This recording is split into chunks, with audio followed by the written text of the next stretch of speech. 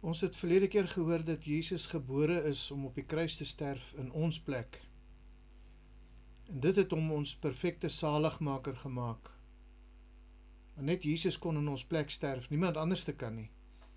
Want elkeen kan maar net vir sy eie sonde sterf in die ewige hel. En daarom is dit net Jesus wat geen sonde gehad het nie, wat in ons plek kon gesterf het. Nou, ons het verlede keer het ons gesien dat Christus is ons perfekte saligmaker. Vandag gaan ons sien dat Christus is ons perfekte heiligmaker.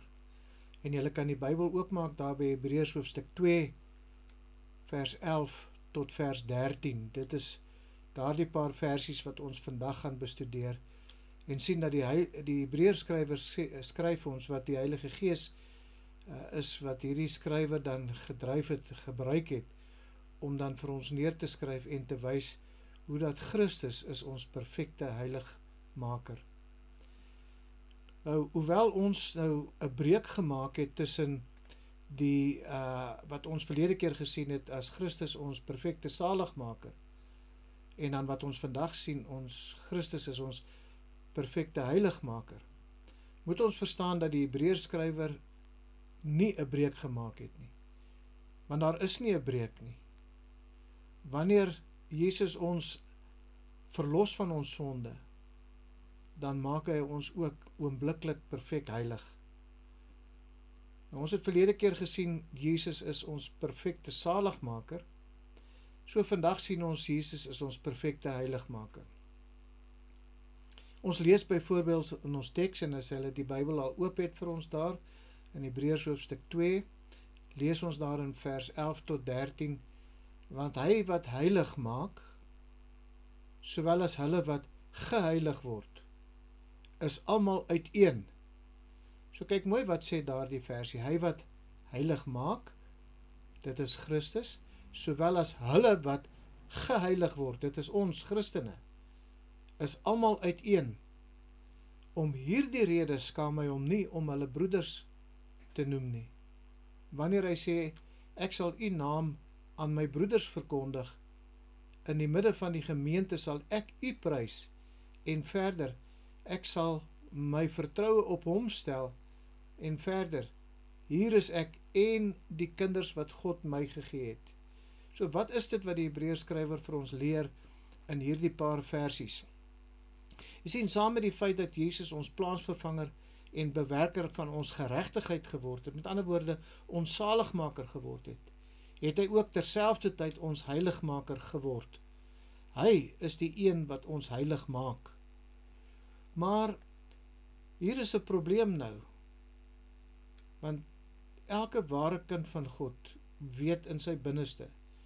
As ons dan nou hoor dat die Hebreërs skrywer sê dat Christus ons perfek heilig gemaak het, kan ons dink wat daardie probleem is. Elke ware kind van God weet in sy binneste dat hy nog sonde doen. Nie een van ons voel baie heilig nie. Want die realiteit is dat ware geredde mense is eerder meer bewus van hulle sonde, omdat hulle gered is, omdat die Heilige Gees in hulle woon, omdat die Heilige Gees vir hulle die werklike ware heilige standaard van God, wat hulle van tevore nie geken het nie, maar nou ken. Voel hulle nie baie heilig nie, inteendeel, hulle word meer bewus van hoe onheilig hulle nog is. En daarom is dit vir ons as kinders van God moeilik om te dink dat ons heilig is. Dis 'n moeilike konsep om te verstaan dat ons na redding of met redding 100% heilig kan wees. Want jy sien, sonde is nog steeds te veel saam met ons in hierdie lewe, en daarom voel ons nie baie heilig nie. Ons kan nie indink dat ons heilig is nie, want in ons gedagtes en in die praktiese lewe is ons ver van heilig af. Elke een van ons weet dit, nie waar nie? Maar wat ons moet verstaan is dat in ons nuwe natuur is ons 100% perfek heilig. Onthou, Paulus het ook gesê in 2 Korintiërs 5 vers 17, daarom, as iemand in Christus is hy 'n nuwe skepsel. Die ou dinge het verbygegaan. Kyk, dit het alles nuut geword. Ons is in Christus 'n nuwe skepsel. En al die mense wat in Christus is perfek heilig voor God. Dit is die posisie wat ons voor God beklee. Die onderskeid wat ons moet verstaan is tussen posisionele heiligheid en praktiese heiligheid. Die Hebreërskrywer praat nie hier van ons praktiese heiligmaking nie, maar wel van ons posisie voor God, ons posisionele heiligmaking. Ons mag dalk soms nie baie heilig optree hier op aarde nie, want kinders van God maak nog steeds foute en tree nie altyd heilig op nie. Daar is nog steeds sonde in ons lewens en baie maal struikel ons in daardie sonde. En daarom moet ons verstaan, al mag ons dalk nie altyd baie heilig optree in hierdie lewe nie, moet ons verstaan dat ons is heilig voor God. Ons posisie voor God is heilig. Wanneer God na ons kyk, wanneer God ons sien, dan sien hy nie ons raak nie, maar hy sien die heiligheid van sy seun raak. Net soos wat 'n kind byvoorbeeld nie altyd optree soos sy vader wil hy moet optree nie, of nie altyd sy vader heeltemal tevrede stel nie, bly die kind nog steeds sy vader se kind. En so is ons ook, al tree ons nie altyd absoluut perfek heilig op soos ons posisie voor God is nie, en al stel ons nie altyd vir God tevrede nie, bly ons nog steeds God se kinders. Ons is posisioneel heilig voor God, in die sin dat die heiligheid van Christus aan ons oorgegee was, toe Christus op die kruis gesterf het en ons hom ontvang het as ons verlosser, was sy heiligheid op ons geplaas en ons sonde was op hom geplaas.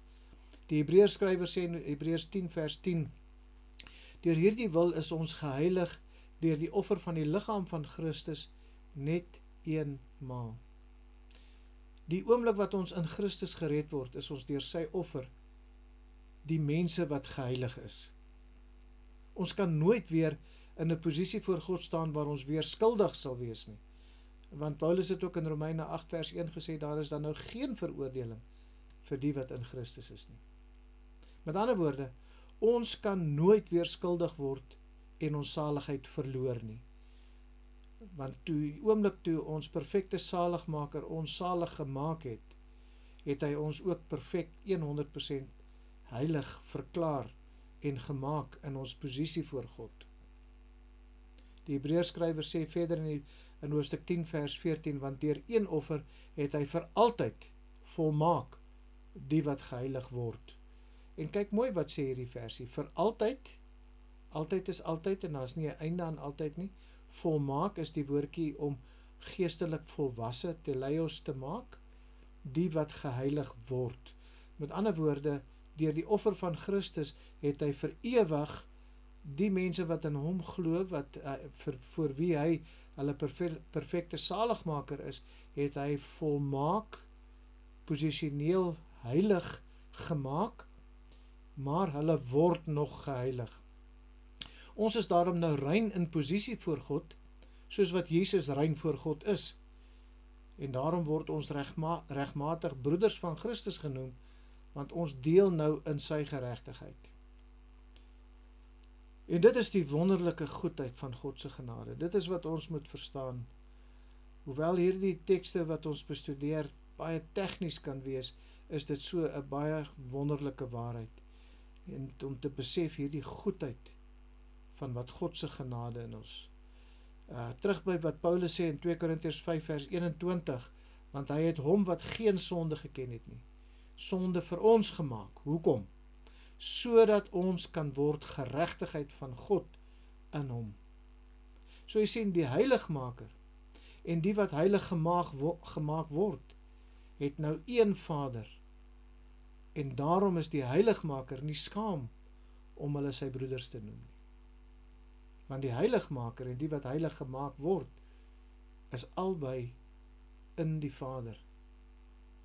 Hulle het albei een Vader. Hulle is albei in een.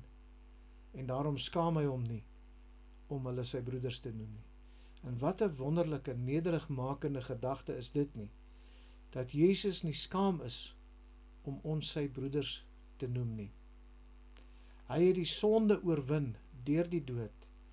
Hy het die sonde se heerskappy oor ons gebreek. Ons is nie meer onder die heerskappy van sonde nie. en hy het sy ewige geregtigheid op ons geplaas.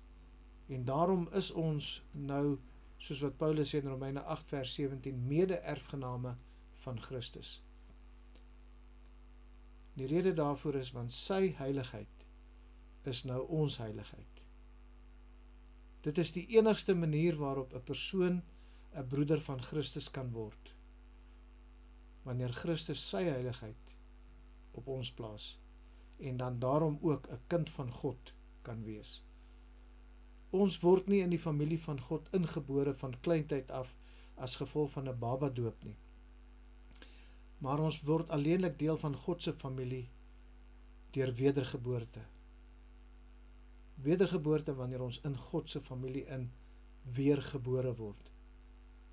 Maar aan die ander kant is die praktiese ervaring van die Christenlewe dat ons nog steeds sonde doen. Ons moet hierdie konsep baie mooi verstaan, want alhoewel ons in posisie voor God perfek 100% heilig is, beteken dit nie ons is hier op aarde in die praktyk 100% heilig nie. Terwyl ons 100% heilig voor God is dit ons praktiese ervaring in die praktiese lewe hier op aarde, dat ons nog steeds sonde doen. Daar kom nooit 'n punt en 'n plek in ons lewe waar ons absoluut sondeloos volmaak in hierdie lewe kan wees nie. Maar wat ons moet verstaan, is dat ons nuwe natuur, die nuwe natuur wat Christus ons gegee het, die nuwe skepsel wat hy ons gemaak het, daardie nuwe mens wat hy ons gemaak het, ons nuwe natuur is nou posisioneel heilig voor God. Paulus skrywe ook aan die gemeente in Kolosse, in Kolossense 2 vers 10, en julle het die volheid in hom, wat die hoof is van alle owerheid en mag. Wanneer hy praat van die volheid, ons het die volheid in Christus, dan beteken dit dat ons nou 'n nuwe natuur het wat heilig is en heilig wil optrede. Ons het 'n nuwe begeerte. Ons het 'n nuwe wil om te lewe soos wat God ons wil hê dat ons moet lewe. En daarom is die basiese hoofdoel van ons lewens nou om in die praktyk te word wat ons reeds in die nuwe natuur en dan ook nuwe posisie reeds besit, reeds is. So terwyl ons reeds in ons natuur en die posisie voor God absoluut 100% heilig is. Hier op aarde besef ons is nog nie heilig nie, maar omdat ons 'n nuwe natuur het, wil ons ook in hierdie posisie wat ons in die praktyk op aarde, wil ons ook in daardie perfekte heiligheid lewe wat ons eintlik reeds gemaak is. En nou dat ons Christus se broeders en ook God se kinders is die realiteit wat ons moet verstaan, behoort ons te lewe soos broeders van Christus en kinders van God. Dit is ons nuwe wil van ons nuwe skepsel, omdat ons broeders van Christus is, omdat ons kinders van God is, wil ons ook in die praktyk lewe soos wat hy ons reeds in ons posisie gemaak het. Kan ons onsself indink dat God bly sal wees om te kan sê dat hy ons God is? Dink bietjie mooi aan hierdie stelling. Op die manier waarop ons soms lewe, die dinge wat ons soms doen, kan ons onsself indink dat ons as nuwe skepsele ook in die praktyk so kan lewe soos wat ons in ons posisie reeds gemaak is, dat God van jou en my kan sê dat hy bly is om ons God te wees. Jy sien, die skrywer van hierdie brief sê ook later in Hebreërs oor Christene, wanneer hy in Hebreërs 11 vers 16 sê, maar nou verlang hulle na 'n beter een, dit is 'n hemelse. Daarom skaam God hom nie vir hulle om hulle God genoem te word nie, want hy het vir hulle 'n stad berei. Kan ons indink dat God oor jou en my lewe sal sê, hy skaam hom nie om ons God genoem te word nie. En die rede waarom God hom nie skaam nie, is nie vanweë die werk wat ons doen nie, want in die praktyk het ons nog heeltemal te veel sonde. Maar hy skaam hom nie om ons God genoem te word nie as gevolg van die werk wat Christus op die kruis gedoen het. God skaam hom nie om ons God genoem te word nie as gevolg van wie ons in Christus is, nie van wie ons in onsself is nie en wat ons doen of nie doen nie, maar van wat Christus gedoen het.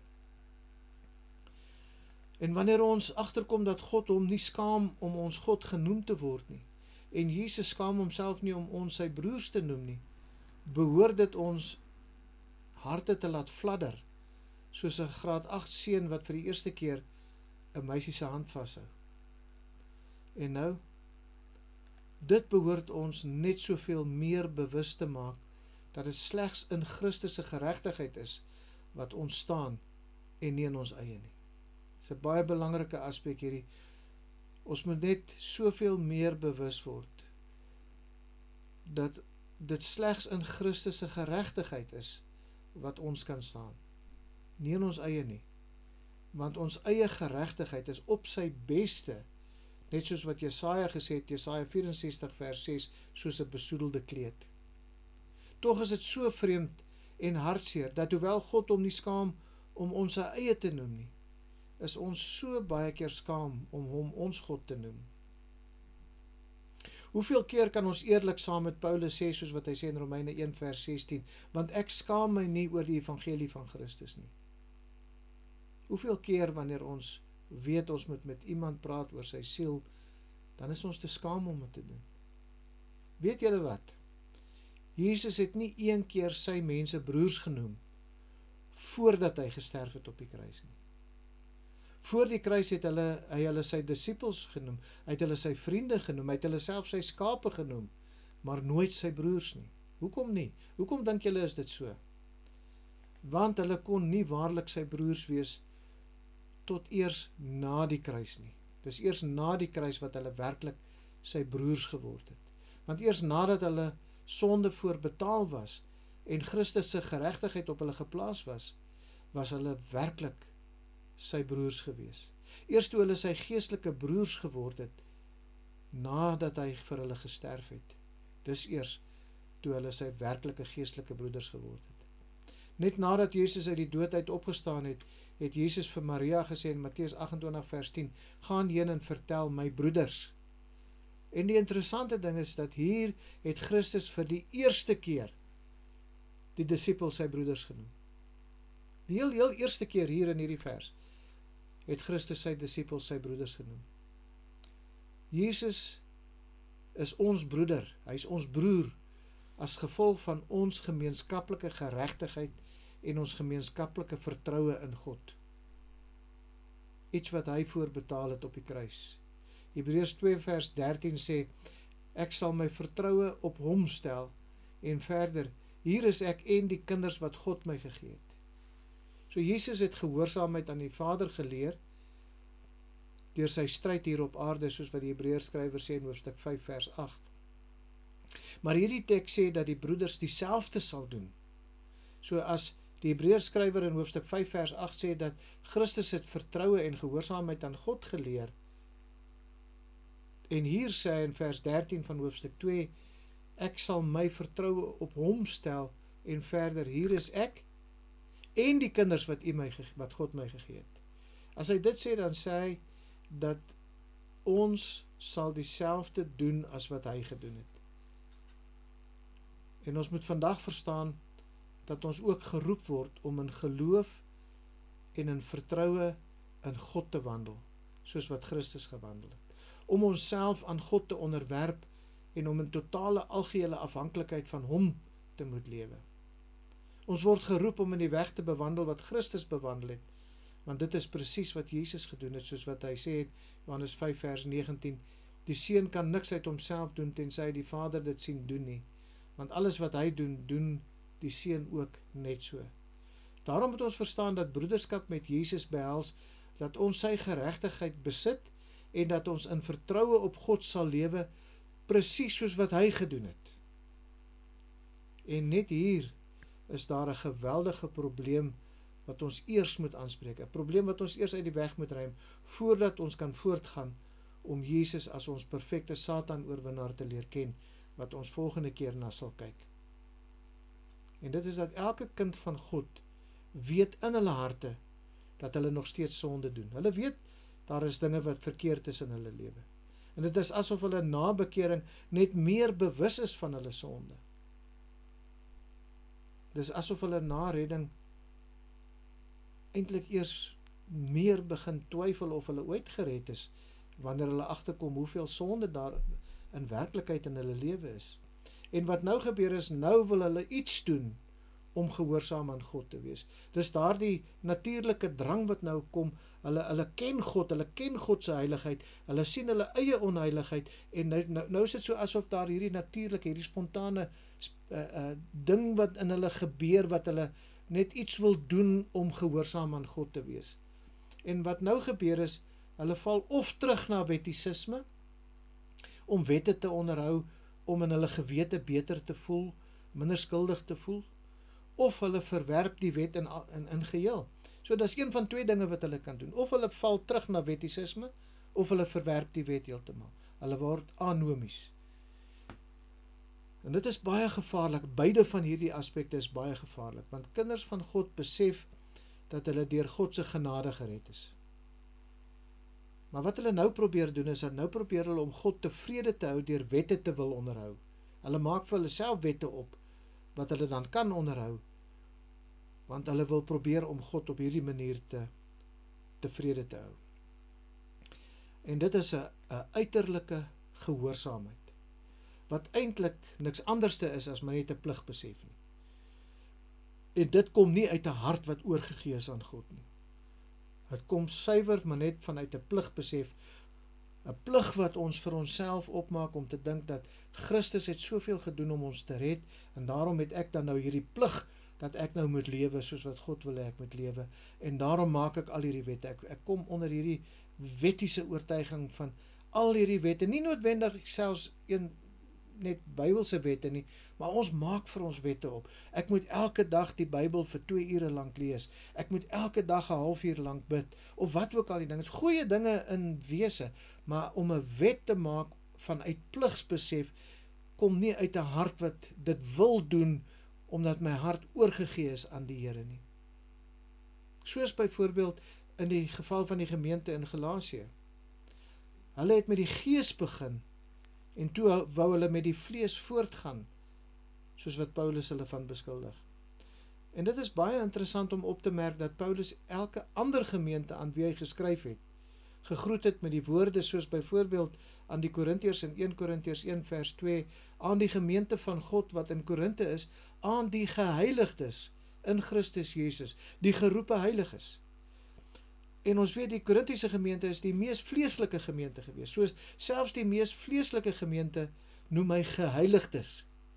Maar die interessante ding is dat wanneer hy aan die gemeente in Galasië skryf,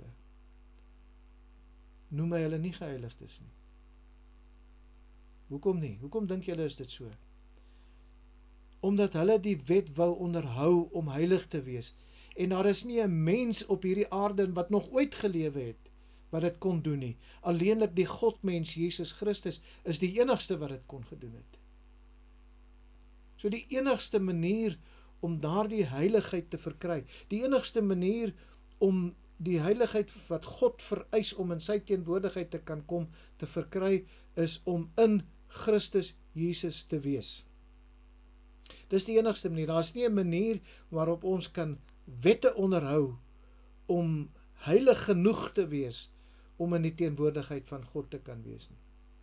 En dit is wat die Hebreërskrywer vir ons vandag leer. Dis die les wat ons uit hierdie paar verse uit leer, wanneer ons sien dat Christus is ons perfekte heiligmaker.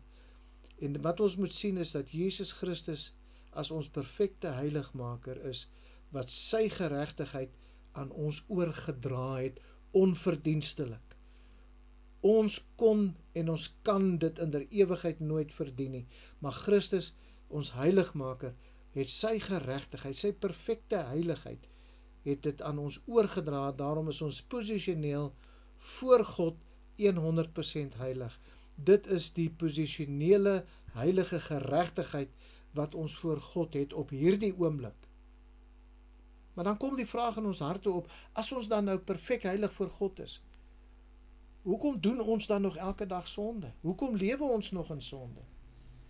En die antwoord is om die eenvoudige rede dat terwyl ons posisie voor God 100% heilig is sonde nog steeds teenwoordig in ons vlees. En die vraag wat nou na vore kom is, wat moet ons nou doen? As daar dan nou nog sonde in ons vlees is, en ons perfek heilig is voor God, en ons begeerte is om heilig te wees, maar ons kom agter dat ons lewe nog, en ons doen nog gereeld sonde. Wat moet ons nou doen? Want die kind van God en selfs die persoon wat alles omtrent die evangelie al gehoor het, maar nog nie aangeneem het nie, met ander woorde, daardie persoon wat die evangelie ken, maar nog nie gered is nie, selfs hy ook, wil iets doen om God tevrede te stel. Elke ware kind van God, elke keer wanneer daar sonde in sy lewe is, wil hy iets doen om God tevrede te stel, want hy haat die sonde wat in sy lewe is, want hy weet dat sy saligmaker, sy perfekte saligmaker, het vir daardie sonde gesterwe. So wat moet hulle nou doen? En wat hulle moet weet is dat, net soos met redding, is daar net een ding wat hulle kan doen ten opsigte van hulle heiligmaking. En dit is, vertrou die Here daarvoor. Vertrou op die Here daarvoor. Hoor wat een teoloog byvoorbeeld hieroor geskryf het, toe hy gesê het, though the believer enjoys this decisive victory over the dominion of sin as a result of union with Christ, his heart and life are not totally purified. Though the penalty of sin is paid for and the power of sin is broken, the presence of sin still remains in the believer's flesh and therefore must continually be put to death. Thus, the sanctification that begins definitively at regeneration necessarily continues throughout the entirety of the Christian life. En dit is basies wat dit op neerkom. Alhoewel die gelowige die oorwinning oor die heerskappy van sonde kan geniet, as gevolg van die vereniging met Christus in sy hart, moet hy besef dat sy hart is nog nie heeltemal gereinig nie. En al is die straf van sonde betaal en die mag van die sonde oor sy lewe gebreek, is die teenwoordigheid van sonde nog steeds in sy vlees, in sy hart. En daarom moet dit aanhoudend doodgemaak word. En daarom is die heiligmaking wat begin, 'n werklike, definitiewe begin het by wedergeboorte. Maar heiligmaking is 'n proses wat aangaan reg deur hierdie lewe tot die dag wanneer ons sterf, of die dag wanneer Christus ons verheerlikte liggame gee. So jy sien, hierdie stelling word bewys deur die talle verse wat die Bybel vir ons leer, wat die Christen dan oproep tot heiligheid. Hoewel ons 100% heilig is in ons posisie voor God, is daar soveel verse in die Bybel wat die Christen oproep om meer heilig te word, meer heilig te lewe. En wat ons moet verstaan is dat in elke geval van hierdie verse in die Bybel word die werkwoord in die teenwoordige tyd geskryf, wat natuurlik beteken, wanneer iets in Grieks in die teenwoordige tyd geskryf is, beteken dit dat dit 'n aanhoudende aksie is. Neem byvoorbeeld Romeine 12 vers 2, en word nie aan hierdie wêreld gelykvormig nie, maar word verander deur die vernuwing van julle gemoed, sodat julle kan beproef wat die goeie en welgevallige en volmaakte wil van God is. En die woord word verander wat hier gebruik word, is die Griekse woordjie metamorfose. En letterlik beteken dit, wees aanhoudend in die proses van om verander te word. In die teenwoordige tyd geskryf, wees aanhoudend in die proses van om verander te word. Hoewel jy 100% heilig is, bly in die proses van om verander meer heilig gemaak te word. Die Hebreërs skrywer beveel ook die Christene in Hebreërs 12 vers 14, jaag die vrede na met almal, en die heiligmaking waarsonder niemand die Here sal sien nie. En hier gebruik hy die Griekse woordjie diokete, wat weer eens letterlik beteken, hou aan om te sterwe, hou aan om te strewe na heiligmaking. Hou aan met daardie strewe, daardie begeerte, daardie hinkering na heiligmaking. Moenie stop daarmee nie. Hierdie gesindheid is die karaktereienskap van 'n persoon wat die Heilige Gees in hulle inwonend in hulle lewens besit. Soos wat Paulus gesê het, Romeine 8 vers 13, want as julle na die vlees lewe, sal julle sterwe, maar as julle deur die Gees die werke van die liggaam doodmaak, sal julle lewe.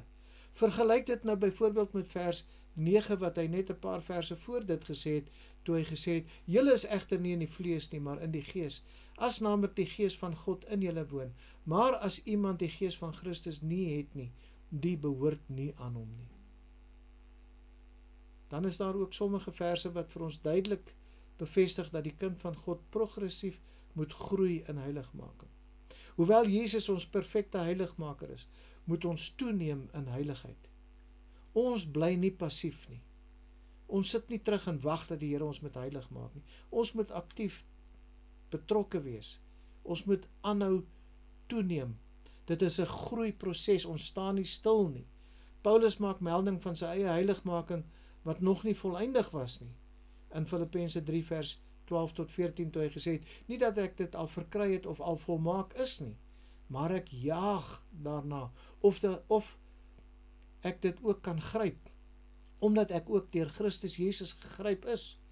Broeders, ek reken nie dat ek dit self gegryp het nie, maar een ding, ek vergeet die dinge wat agter is, en strek my uit na wat voor is, en jaag na die doel om die prys te verkry van die hoë roeping van God in Christus Jesus.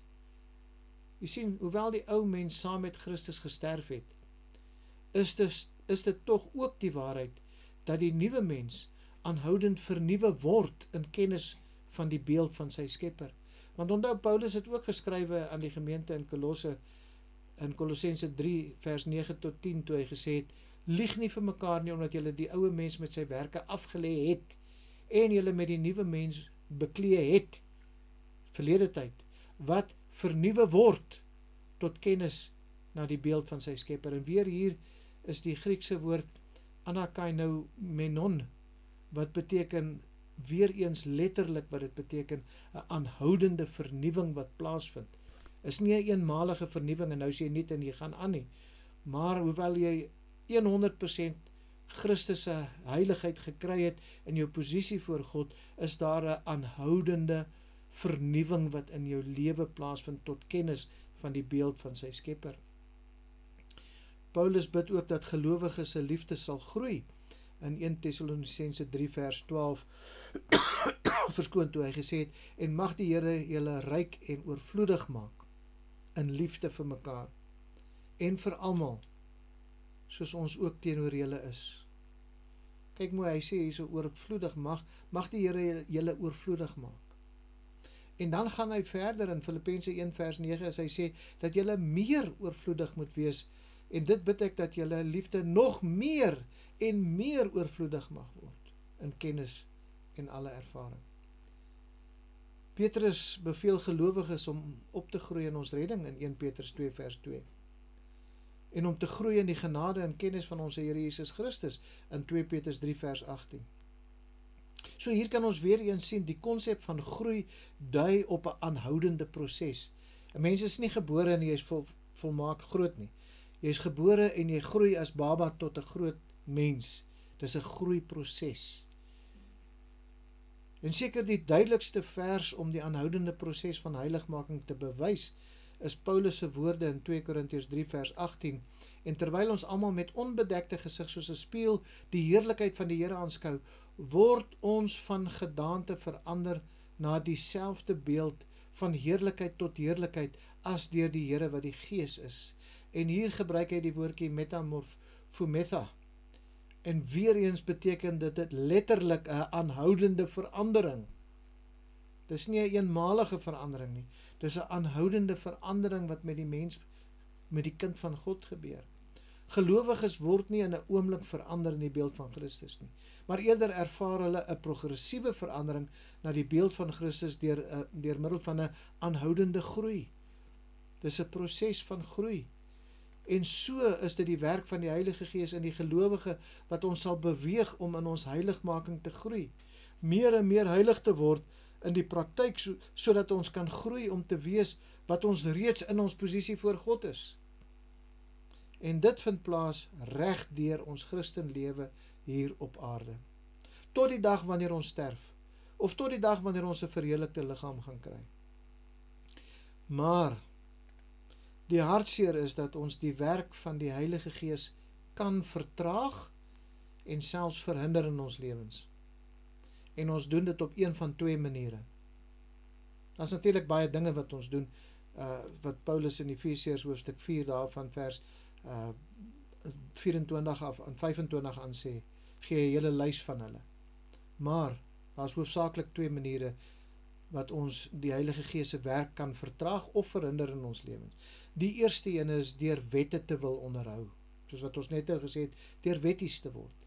Wette word nou die standaard waarop die persoon sy heiligheid meet. En dit vertraag die werk in die kind van God se lewe. Want dan is daardie persoon in die meeste gevalle nie eens meer bewus wanneer die Heilige Gees hulle leer om te groei en heilig maak nie. Hoe gebeur dit? Jy sien, as jy vir jou 'n klomp wette gemaak het, jy het nou hierdie begeerte om die Here te behaag, en jy wil jou gewete sis en jy wil lewe soos wat die Here wil hê jy moet lewe. So nou maak jy vir jouself al hierdie wette, soos wat ons net nou gesê het, ek gaan meer Bybel lees, ek gaan langer bid, ek gaan wat ook al doen, goeie dinge, maar ek maak al hierdie wette. In die oomblik as jy dit doen, die wette maak en daardie wette nakom, dan sê jou gewete vir jou, jy's 'n goeie Christen. Jy hoef nie bekommerd te wees nie. En die oomblik wanneer dit gebeur, dan hoor jy nie meer. Wanneer die Heilige Gees jou in en deur die woord van God lei om tot 'n sondebesef te kom van ander dinge in jou lewe. Want jy sien, dit is so dat ons kan die dinge wat ons haat, die dinge wat ons nie wil doen nie, die dinge wat vir ons nie lekker is nie, kan ons wette daarvoor maak en ons gewete sis en ons kan dink ons die Here behaag, maar die dinge wat ons wel van hou, wat dit ook al is, miskien om daai meer rykdom te kry, groter huis te kan hê, en die dinge wat ons van hou, dan kan ons dit die dinge maak wat ons dan dink as kinders van God tree ons reg op en ons lewe reg. En wat ons nie besef nie, is dat ons is besig om, wanneer die Heilige Gees ons deur die woord van God lei van sonde wat in ons lewe is, dan hoor ons dit nie eens nie. Maar wat ons moet verstaan is, dit keer ook selfs die ongeredde persoon om gered te word. Want aangesien daardie persoon glo dat sy eie heiligheid, dis nou die persoon, hy is nog ongered, hy ken die evangelie, hy weet van alles, maar hy het dit nog nie in sy hart gedoen nie, en hierdie persoon maak nou vir hom 'n klomp wette, hy's 'n goeie kerkmens, en hy het vir hom al hierdie wette, die 10 gebooie is gewoonlik wat opgesê moet word voor elke diens, en die kinders moet dit geleer word, en ons moet die 10 gebooie ken, en die oomblik wanneer 'n persoon daardie 10 gebooie so goed ken, en hy dink dat hy moet net probeer om dit te onderhou, dan is hy 'n heilige mens, en daarom gaan die Here hom in sy hemel toelaat. Wat hy nie besef nie, is dat om daardie weg te gaan, verhinder dit en belemmer dit en keer dit selfs, dat hierdie persoon gered kan word, want in sy eie oë het hy nie redding verder nodig nie, want hy's klaar heilig, hy probeer sy beste om iets te doen wat hy nie kan doen nie. Hulle het nie vir Christus nodig nie, en daarom sê Paulus vir die gemeente in Galasiërs 5 vers 2 tot 4, kyk, ek, Paulus, sê vir julle, dat as julle laat besny, 'n wet onderhou, Christus vir julle tot geen nut sal wees nie. En ek betuig dit weer aan elke mens wat hom laat besny, dat hy onder verpligting is om die hele wet te onderhou. Want Jakobus het ook gesê, as jy een wet, struikel in een wet, dan het jy almal gebreek. So, jy kan nie almal probeer hou en net een wet breek nie, dan het jy almal gebreek. En dit is wat Paulus hier sê, dat hy onder verpligting is om die hele wet te onderhou. Nou sê hy, vers 4, julle wat geregverdig wil wees deur die wet, is losgemaak van Christus. Julle het van die genade verval. Met ander woorde, daar is nie genade vir julle, as julle 'n wet wil onderhou nie. Want julle probeer dit op julle eie doen, julle vertrou nie op Christus nie. So om watter wette jy ook al vir jouself wil bepaal, te probeer onderhou, het net een uitwerking.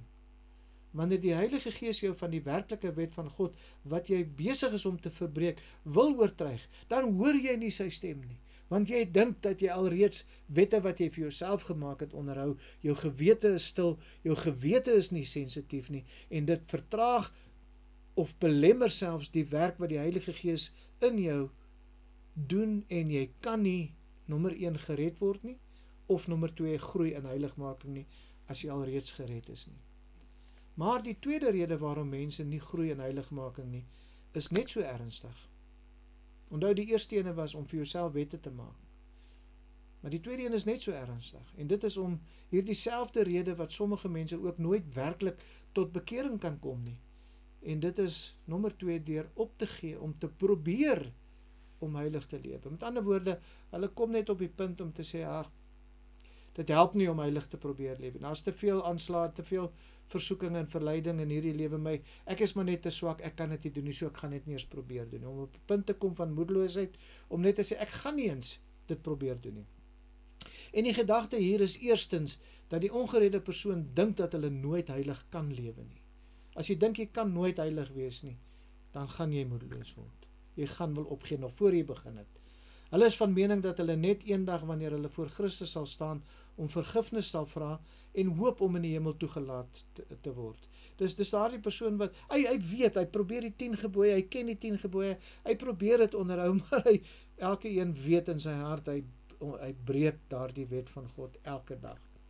En daarom dink hy, ag, ek gaan nie eens probeer om dit verder te doen nie, ek gaan maar net eendag op God se genade berus en vir hom vra vir vergifnis eendag, en dan hoop hy sal my in sy hemel toelaat.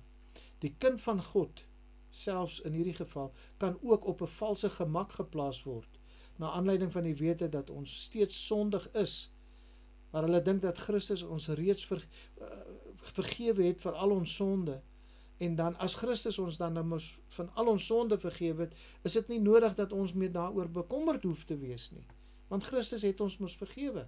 En wat hulle doen is, hulle mis die opdragte in die Bybel, soos byvoorbeeld 1 Petrus 1 vers 15 tot 16, maar soos hy wat julle geroep het heilig is, moet julle ook in julle hele lewenswandel heilig word, omdat daar geskrywe is, wees heilig, want ek is heilig. Jy sien, dis 'n opdrag, ons kan nie net opgee en terugsit en sê, ag, dit help nie, ek kan dit nie doen nie, so ek gaan nou nie meer bekommerd wees, nou die Here het my klaar vergewe, ek gaan nie meer bekommerd wees nie. Dis 'n opdrag van God vir sy kinders, wees heilig, want ek is heilig. In julle hele lewenswandel moet julle heilig word. Nou, hoe gaan ons dit doen? Hoe kan ons groei in heiligmaking as ons nie enige wette kan onderhou nie? As daar niks is wat ons kan doen om heilig te wees nie. Hoe gaan ons dan heilig word? Hoe gaan ons hierdie opdrag nakom? As God ons reeds vir al ons sonde, verlede, hede en toekomstige reeds vergewe het, hoe kan ons nog groei en hoekom het ons nodig om geestelik te groei? As Jesus ons perfekte heiligmaker is, wat ons perfek heilig gemaak het, en ons 100% heilig in posisie voor God is, die oomblik toe ons gered was, wat is daar wat ons nog kan doen om meer heilig te word? En die antwoord lê in die nuwe verbond. Die nuwe verbond wat God vir ons gegee het. Die nuwe verbond waarvan Christus die mees voortreffelike middelaar is, wat die Hebreërskrywer ons van leer. Die beter verbond, waarvoor die ou verbond plek moes maak, sodat die beter een ingestel kon word. En wat is daardie verbond? Jy sien, daardie verbond, en dit is 'n ding wat in ons Nuwe Testamentiese kerk en ons moderne kerk van vandag heeltemal gemis word. En dis die verbond wat God vir ons gegee het in Jesegiel 36 vers 25 tot 27, wat die Here sê, dan sal ek skoon water op julle giet, sodat julle rein kan word van al julle onreinhede, en van al julle drekgode sal ek julle reinig, en ek sal julle 'n nuwe hart gee, en 'n nuwe gees in julle binneste gee, en ek sal die hart van klip uit julle vlees wegneem, en julle hart van vlees gee, en ek sal my gees in julle binneste gee, en sal maak dat julle in my insettinge wandel, en my verordeninge onderhou en doen. Kyk na daai laaste sin, ons kan dit so sê, waar God sê, ek sal my gees in julle binneste gee, en ek sal maak dat julle in my insettinge wandel, en ek sal maak dat julle in my verordeninge sal onderhou en doen. Kyk bietjie hoeveel keer sê die Here, ek sal. Maar, kyk wat sê hy wat hy sal doen. Ek sal julle 'n nuwe hart gee, 'n nuwe gees in julle binneste gee. Ek sal die hart van klip uit julle vlees wegneem, julle hart van vlees gee. Ek sal my gees in julle binneste gee. Ek sal maak dat julle in my insettinge wandel, en my verordening onthou. En wanneer hy van insetting en verordeninge hier praat hy nie net van die 10 gebooie nie. Hy praat van alles wat God in sy woord, van Ou en Nuwe Testament, vir ons leer. Petrus sê byvoorbeeld op Pinksterdag in Handelinge 2 vers 32 tot 33, hierdie Jesus het God opgewek waarvan ons almal getuies is, nadat hy dan deur die regterhand van God verhoog is en van die Vader die belofte van die Heilige Gees ontvang het, het hy dit uitgestort wat julle nou sien en hoor. Hierdie nuwe en beter verbond het daar op Pinksterdag 'n werklikheid geword. Toe die Heilige Gees uitgestort is. Maar daardie Heilige Gees is nie uitgestort op elke mens op aarde se hart nie. Hy is net uitgestort in die harte van die kinders van God. En daarom moet ons verstaan dat hierdie en beter verbond kom in werking die oomblik wat elke persoon gered word. Die oomblik wanneer 'n persoon in Christus gered word, die oomblik wat wedergeboorte plaasvind, gee God sy gees in daardie persoon se binneste. Dit is wanneer hierdie nuwe verbond vir elke mens 'n werklikheid word. Dit het 'n werklikheid geword, die nuwe verbond het in aanvang getree nadat Christus gekruisig, begrawe, opgestaan, opgevaar hemel toe het en 40 dae later wat die Heilige Gees uitgestort was. Toe het dit aangebreek, maar dit word 'n werklikheid vir elke persoon die oomblik wat hy gered word. Want wanneer God sy Heilige Gees in die persoon plaas, dan plaas hy ook sy volkome en heilige wet in daardie persoon se hart. En wat nou gebeur is, nou is die Heilige Gees besig om daardie persoon te leer om volgens God se lewe te lewe, om volgens daardie lewe te lewe wat God wil hê dat daai persoon moet wees, sodat hy sal wees soos wat God in Christus is. So wat kan ons doen? Vertrou vir God wat vir jou deur die lyding en die verdrukking, die probleme wat jy in hierdie lewe ervaar, vertrou vir God dat hy dit gebruik om jou geestelik te laat groei. Werk saam met die Heilige Gees, deur jou gewete sensitief te hou vir sy lering in jou lewe. Moenie vir jouself gaan wette maak. Moenie opgee op hierdie proses nie. Weet dat dit die lewende God, die Heilige Gees is wat in jou werk. Weet dat dit 'n God is wat in jou werk om te wil, sowel as om te werk na sy welbehae. Maar besef dat hoewel Jesus Christus jou reeds perfek heilig gemaak het, in jou posisie voor God, dat dit nie alles wat hy gedoen het nie. Want Christus het ook opgestaan uit die dood, sodat ons heilig kan word in ons hele lewenswandel op aarde. Paulus het aan die gemeente in Efese gesê dat hulle verseël is met die Heilige Gees van die belofte. En weer eens, dis die belofte van die nuwe verbond. Die Heilige Gees wat in julle kom woon om julle 'n nuwe hart en 'n nuwe natuur te gee. Die Heilige Gees wat julle kom lei om die ware en volkomme wet van God te gehoorsaam. Terug by Paulus in 2 Korintiërs 7 vers 1, terwyl ons dan hierdie belofte het, geliefdes, laat ons van alle besoedeling van die vlees en die gees reinig en laat ons die heiligmaking in die vrees van God volbring. Hy sê ook in 1 Tessalonisense 4 vers 3, want dit is die wil van God, julle heiligmaking. En dan weer in 1 Tessalonisense 4 vers 7, want God het ons nie tot onreinheid geroep nie, maar tot heiligmaking. En dan in Romeine 6 vers 19, ek spreek menslike roereis ter wille van die swakheid van julle vlees, want net soos julle jul lede diensbaar gestel het aan die onreinheid en wetteloosheid om wetteloos te wees, so moet julle nou julle lede diensbaar stel aan die geregtigheid tot heiligmaking. En dan weer in Romeine 6 vers 22, maar nou dat julle vrygemaak is van die sonde en diensbaar geword het aan God, het julle jul vrug tot heiligmaking en uiteindelik die ewige lewe. En wat julle moet verstaan, elke hoorder, elke persoon wat hierdie boodskappe hoor, die rede hoekom ek dit doen, die begeerte wat God in my hart geplaas is, en die begeerte vir julle in my hart, is wat Paulus sê in 1 Tessalonisense 5 vers 23, en mag hy, die God van die vrede, julle volkome heilig maak, en mag julle gees en siel en liggaam geheel en al onberispelik bewaar word by die wederkoms van ons Here Jesus Christus. U sien, hoewel ons 100% heilig voor God staan, is ons in die proses van hierdie lewe nog nie 100% heilig nie, maar is ons besig om progressief te groei, om in die praktyk in hierdie lewe verander te word, sodat ons sal wees soos die 100% heilig wat ons voor God is. Dis 'n proses wat nie gaan einde kry in hierdie lewe nie. Die enigste ding wat 'n einde daaraan gaan maak, is die dood. Of die oomblik wanneer ons 'n verheerlikte liggaam kry, wanneer Christus terugkom om ons te kom haal, vir die wat nog in die lewe sal wees. Maar tot daardie dag toe moet ons verstaan dat dit God is, die Heilige Gees is wat in ons werk, om ons te help, om ons te bekragtig, om ons te beweeg in hierdie progressiewe heiligmaking, in hierdie progressiewe groei tot heiligheid in hierdie lewe. Ons kan dit daadwerklik vertraag, of ons kan dit self stop, wanneer ons vir onsself 'n klomp wette maak, wat in sigself niks gaan verander in ons geestelike lewe nie, want die ware verandering wat die Heilige Gees wil bring, is ons gewete afgestomp en onsensitief, omdat ons dit onsensitief gemaak het, deur te dink dat ons sekere wette kan onderhou.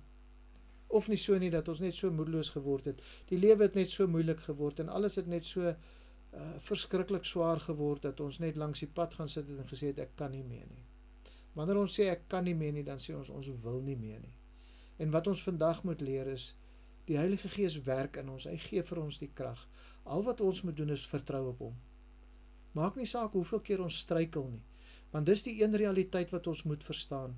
Ons gaan struikel. Om te struikel, om te faal is nie die einde nie.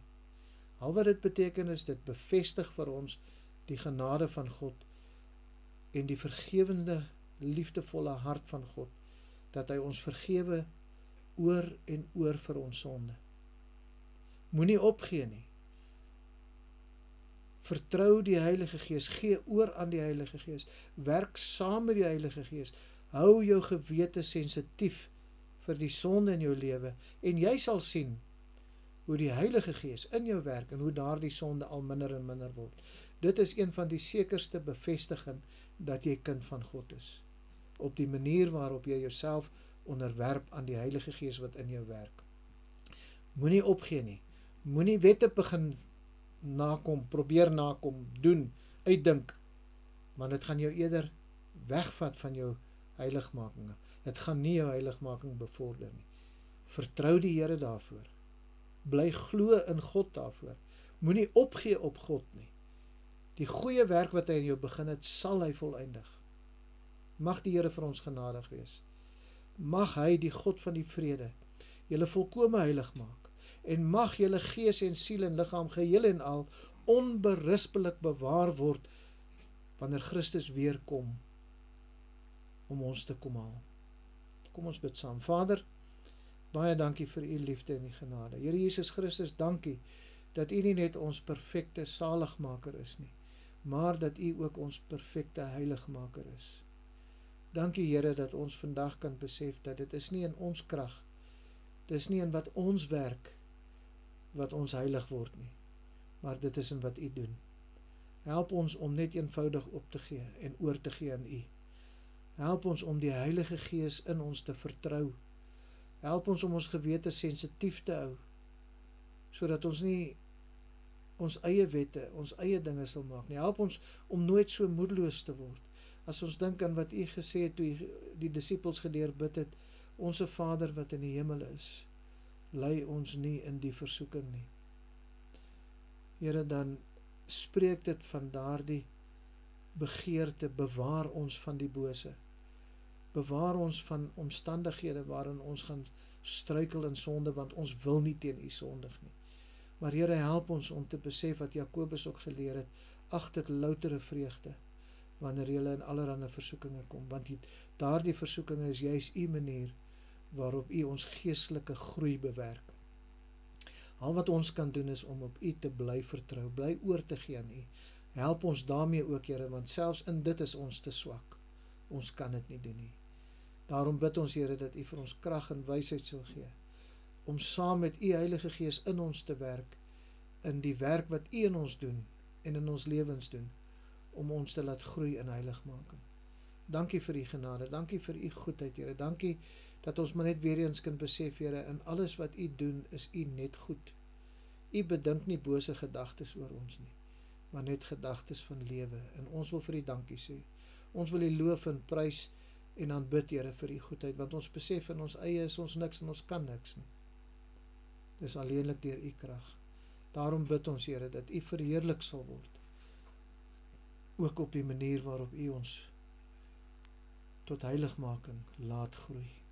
Ons loof u daarvoor in Jesus naam. Amen.